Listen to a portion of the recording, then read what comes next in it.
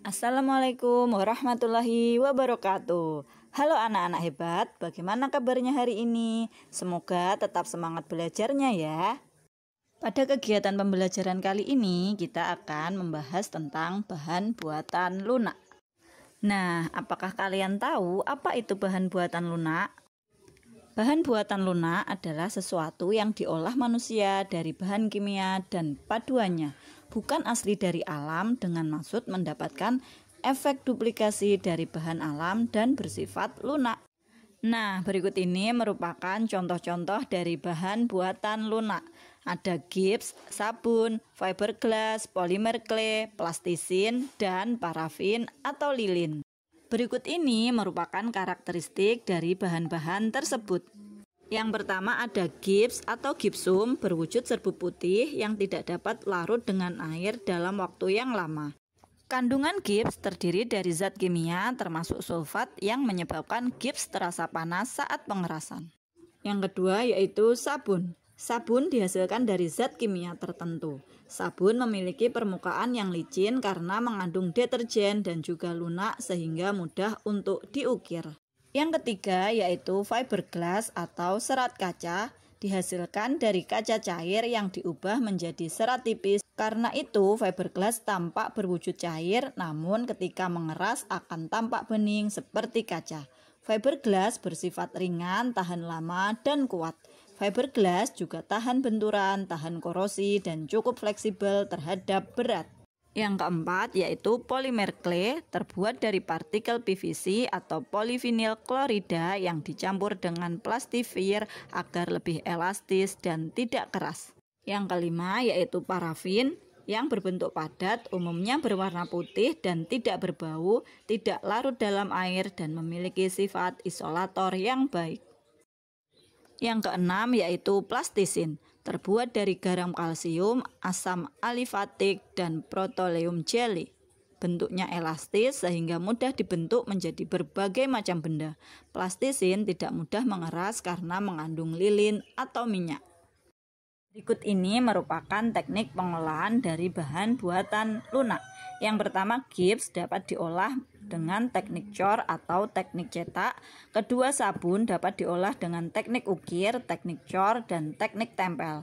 Ketiga, fiberglass dapat diolah dengan teknik cetak. Polimer clay dan plastisin dapat diolah dengan teknik pilin, teknik lempeng, dan teknik pijat. Selanjutnya ada parafin atau lilin yang dapat diolah dengan teknik cetak. Sebelum membuat produk, hal yang perlu dilakukan yaitu membuat rencana produk dan kemasannya. Berikut ini merupakan syarat-syarat perancangan benda kerajinan. Yang pertama yaitu kegunaan atau utility, yang artinya setiap benda yang dibuat harus sesuai dengan fungsi dan kebutuhan masyarakat. Kedua yaitu kenyamanan atau comfortable, yang artinya benda kerajinan harus memperhatikan aspek kenyamanan bagi pemakainya supaya benda kerajinan tidak hanya dapat digunakan namun juga nyaman digunakan. Yang ketiga yaitu keluasan atau flexibility, yang artinya benda kerajinan harus menyelaraskan antara wujud dan bentuk benda dengan nilai gunanya sehingga benda tersebut tidak hanya nyaman namun juga indah. Keempat yaitu keamanan atau safety, yang artinya benda harus sesuai dengan kegunaan, keselarasan dengan bentuk namun tidak membahayakan pemakainya. Yang kelima yaitu keindahan atau estetik, yang artinya benda harus memberikan kesan keindahan sehingga benda-benda kerajinan dapat dijual dan menarik perhatian pembeli. Berikut ini merupakan hal-hal yang perlu diperhatikan dalam perencanaan produk kerajinan. Yang pertama yaitu pencarian ide produk dapat dilakukan dengan melakukan pengamatan dan juga observasi berbagai bahan kerajinan lunak buatan.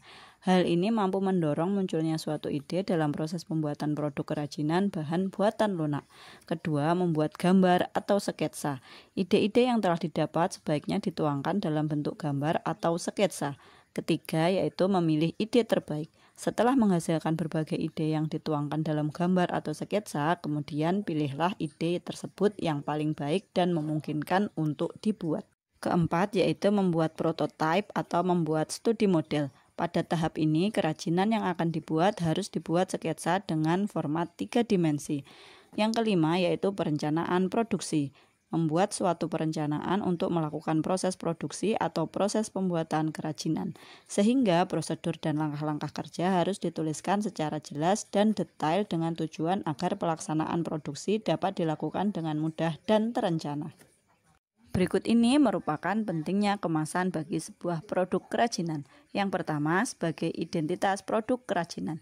Kemasan yang baik apabila pengguna melihat, maka ia sudah mengetahui isi yang berada di dalam kemasan tersebut. Kedua, yaitu dapat melindungi produk. Jika produk sangat rentan, terutama kerajinan bahan buatan lunak, perlu dikemas dengan baik agar aman. Yang ketiga, yaitu menjadi daya tarik sebuah produk. Kemasan yang menarik akan membuat produk cepat laku. Yang keempat, menyajikan informasi penting tentang produk. Kemasan dapat dirancang untuk memuat info tentang isi produk, jenis, jumlah, cara perawatan produk, dan lain-lain, sehingga akan membantu pengguna dalam merawatnya. Nah, yuk sekarang kita simak bersama-sama bagaimana cara membuat kerajinan dari salah satu bahan tersebut.